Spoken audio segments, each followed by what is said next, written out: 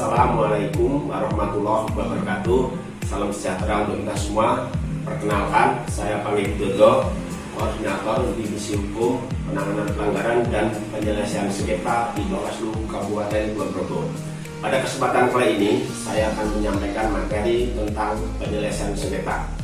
Tujuannya adalah peserta dapat memahami atau mengetahui apa itu penyelesaian sengketa, bagaimana mekanisme penyelesaian sengketa atau tata caranya, kemudian lembaga yang berwenang untuk menyelesaikan sengketa siapa saja yang dapat menjadi subjek dan objeknya apa saja. Sebelum masuk ke materi pokok, ada baiknya kita lihat sejarah di Indonesia maupun di dunia tentang berdirinya kerajaan-kerajaan dan pergantian kekuasaannya. Bagaimana pada zaman dahulu pergantian kekuasaan yang ada? Ada berbagai cara, mulai dari keturunan, kudeta, bahkan terjadi pembunuhan raja-raja dan pengikutnya. Tetapi kenapa sekarang tidak terjadi? Salah satu jawabnya adalah karena ada pemilu. Ya, sistem pemilu merupakan alternatif pergantian kekuasaan pada suatu negara. Oleh karena itu, suatu negara yang menganut paham demokrasi maka mesti ada pemilu. Selain itu, fungsi pemilu adalah sebagai pelaksanaan kedaulatan rakyat. Selanjutnya ada pertanyaan begini, apakah pemilu merupakan sistem pergantian kekuasaan terbaik di dunia? Jawabannya adalah tergantung pada pilihan masyarakat dan pemimpin negara tersebut dalam menentukan pilihan di negara tersebut. Karena pemilu pun juga masih banyak kekurangan di sana-sini. Nah, ada salah satu lembaga internasional yang melakukan studi tentang pemilu dan kemudian menghasilkan suatu standar pemilu yang demokratis. Ada IDEA Internasional, ada IEC, ada juga yang disampaikan oleh beberapa ilmuwan tentang kenegaraan. Saya akan menyampaikan yang ditulis oleh IDEA Internasional, beberapa standar pemilu yang demokratis. Yang pertama, adanya kerangka hukum pemilu. Yang kedua, adanya sistem pemilu yang jelas. Yang ketiga, adanya penataan daerah pemilihan. Yang keempat, adanya jaminan hak untuk memilih dan dipilih. Yang kelima, adanya badan penyelenggara pemilu yang independen. Yang keenam, adanya pendaftaran pemilih dan daftar pemilih. Ketujuh, adanya akses ke kertas suara bagi partai politik dan kandidat. Kedelapan, adanya kampanye pemilu yang demokratis.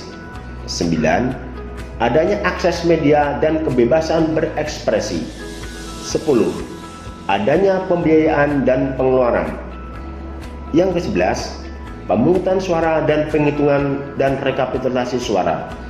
Ke-12, adanya peranan wakil partai dan kandidat. Selanjutnya, adanya pemantau pemilu dan adanya kepatuhan terhadap hukum dan penegakan peraturan pemilu. Sesuai yang saya jelaskan tadi, dari ke-15 standar pemilu yang demokratis, salah satu yang penting adalah adanya jaminan hak pilih. Yang kata kuncinya adalah hak pilih dan hak politik. Perbedaannya adalah pada instrumen yang dipakai. Pada hak pilih dilindungi dengan instrumen sistem keadilan pemilihan atau sistem penyelesaian sengketa pemilihan.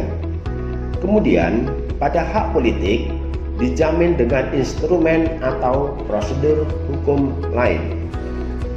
Intinya, secara umum, sistem keadilan pemilihan harus mampu menjamin hak setiap orang untuk mengajukan pengaduan apabila pihak yang bersangkutan merasa dirugikan akibat dilakukan atau tidak dilakukannya tindakan tertentu.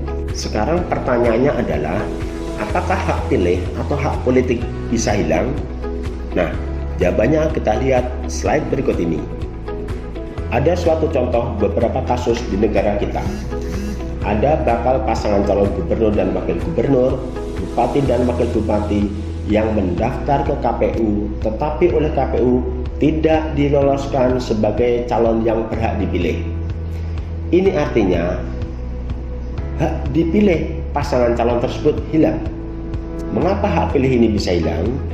Ada beberapa kemungkinan hak pilih bisa hilang.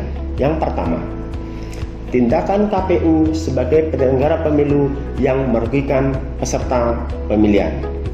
Contohnya, bakal pasangan calon yang dicoret dari kepesertaannya sebagai calon yang berhak dipilih karena salah satu syarat administrasi tidak terpenuhi. Atau yang kedua adalah tindakan salah satu peserta pemilihan yang merugikan peserta lainnya. Nah, karena ada yang merasa dirugikan sehingga terjadilah perselisihan atau sengketa. Siapa yang bersengketa? Dalam contoh di atas tentunya yang punya hak dipilih yaitu pasangan calon dengan KPU sebagai penyelenggara atau antar peserta pemilihan. Jika belum paham tentang sengketa, kita lihat di Kamus Bahasa Indonesia.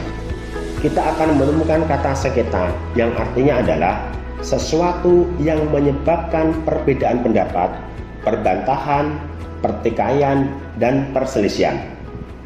Contoh yang saya sebutkan di atas tentang dicoretnya bakal pasangan calon dari daftar pasangan calon yang berhak dipilih, yang kemudian mempermasalahkannya ke KPU merupakan contoh bahwa sengketa itu nyata-nyata ada dan harus diselesaikan.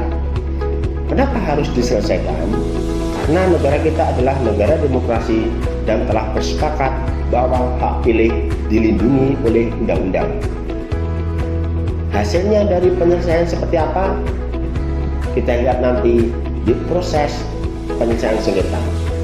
Maka kemudian kita mengenal apa itu fungsi penyelesaian sengketa. Jika kita melihat di Undang-Undang tentang Kepemiluan, baik pemilu legislatif maupun pemilihan gubernur wakil gubernur, pemilihan bupati wakil bupati, dan pemilihan wali kota dan wakil wali kota, maka sengketa dibedakan menjadi dua. Yang pertama, sengketa pemilihan atau sengketa proses pemilu.